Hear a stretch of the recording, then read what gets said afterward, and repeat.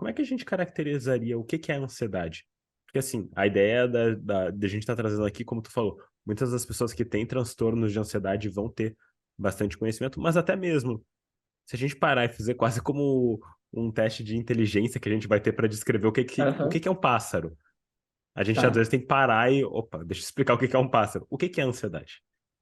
E essa é uma resposta muito difícil, né? Porque Uhum, a, a ansiedade ela é um conjunto de fatores de preparação para a ameaça, né? Ou seja, ela envolve uma série de recursos que nós temos que nos ajudam a nos tornar mais capazes para enfrentar perigos futuros. Então, a ansiedade é, ao mesmo tempo, pensamentos a respeito da ameaça e dos recursos que a gente tem para enfrentar essa ameaça, comportamentos de enfrentamento que a gente tem para enfrentar a ameaça, emoções que nos ajudam a estar mais preparados, ativados ou para sinalizar para a nossa espécie que nós estamos em perigo, e reações fisiológicas que nos ajudam a também preparar em uhum, termos de luta e fuga para essa ameaça, para perigo.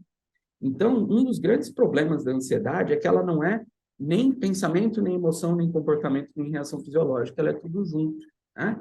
E entender que ela é tudo isso junto já leva a um problema importante, né? Porque eu costumo brincar que cada vez que você tenta olhar para a ansiedade só por uma faceta, é mais ou menos como se estivesse colocando aqueles lençóis de elástico na cama, né? Você sim. vai puxar para olhar só para o lado cognitivo, ele solta do lado das reações fisiológicas, por exemplo, onde a gente tem menos manejo, né?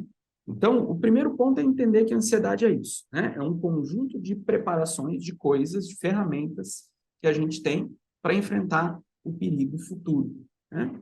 A grande questão é que essa preparação que foi muito útil para a gente em algum momento da Uhum, nossa história não acompanhou a maneira como hoje a gente lida com informações, né? Ou como a gente lida com o perigo de maneira geral. uhum. Ah, um exemplo que eu cito bastante, quando eu converso com meus avós, por exemplo, a percepção deles sobre o que era mundo globalizado, sobre guerra do Vietnã, por exemplo, né, era uma perspectiva muito teórica, muito tinham algumas notícias, mas algo muito distante, muito pouco atualizado e tudo mais, né?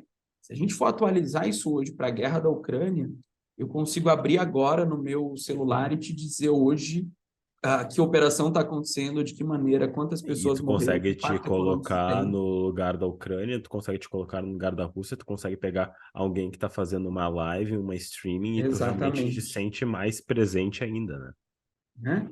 Então, hoje, essas percepções de perigo, elas estão todas dentro da sala de casa, né? Hoje a gente tem os nossos perigos de espécie, como sempre tivemos, mas a gente tem, com a quantidade de informação, com o acesso maior à informação, uma atualização do quanto o mundo é perigoso, que se não consumida de maneira consciente, ela pode, inclusive, levar a uma percepção muito exagerada do perigo com frequência, né? Então, Uhum.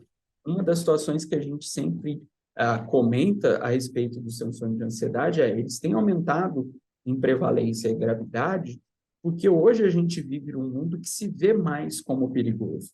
Ele não necessariamente é mais perigoso do que era antes, mas hoje o raio-x que a gente tem sobre os perigos, eles são muito maiores e muito mais presentes à nossa palma da mão do que eram há tempos atrás.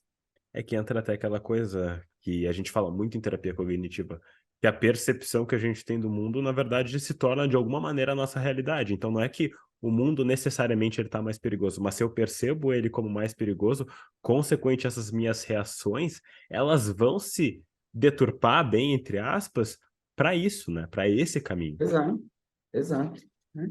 E hoje, esse nível de informação, né, eu acho que uma das questões, né, já discutindo um pouco da interface de cultura, é Aham. que antes, se eu quisesse saber sobre o perigo, eu tinha que sentar para pensar sobre ele, eu tinha que elaborar maneiras de pensar sobre ele. Hoje, as notícias sobre perigo, né, sobre ameaça, sobre dificuldade, elas entram no meio da forma como a gente está se divertindo, como a gente está conversando com nossos Uhum. amigos, como a gente está assistindo filme, né? Então, eu costumo brincar, às vezes você está ali assistindo um show no YouTube e aí aparece um anúncio dizendo: você está preparado para enfrentar os perigos da aposentadoria? Ou seja, eu estava num momento de lazer, relax, né? Assistindo um show que Feliz eu da gosto, vida.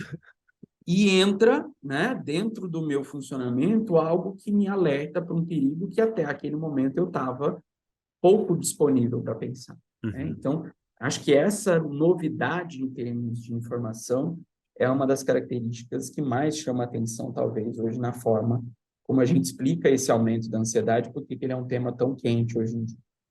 E como é que a gente faria a distinção entre uma ansiedade mais adaptativa, ou seja, que tem um funcionamento mais saudável, e uma desadaptativa, que eu acho que é muito do que a gente vem falando, que realmente está passando desses níveis de normalidade, de novo, normalidade entre uma curva normal, ou seja, que está dentro desse Aham. contexto matemático.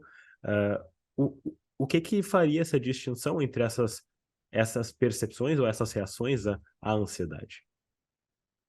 Eu uso três parâmetros mais populares do que acadêmicos para dar conta disso, Léo. Frequência, intensidade e duração, né? Então, Uhum, quando eu tenho uma frequência muito alta de respostas de ansiedade, maior do que as pessoas à minha volta, quando essas respostas de ansiedade são muito intensas, ou seja, elas são desproporcionais ao que o perigo está me trazendo e eu fico ativado em alta intensidade. E quando elas continuam presentes, mesmo quando eu resolvi o problema, mesmo quando ele não está mais na ordem do dia, isso costuma ser, invariavelmente, se a gente for pegar um teste subjetivo, boas medidas de ansiedade, né? uhum, E a principal delas é a percepção, né? Somadas essas três, elas vão encaminhar para uma noção de prejuízo, né?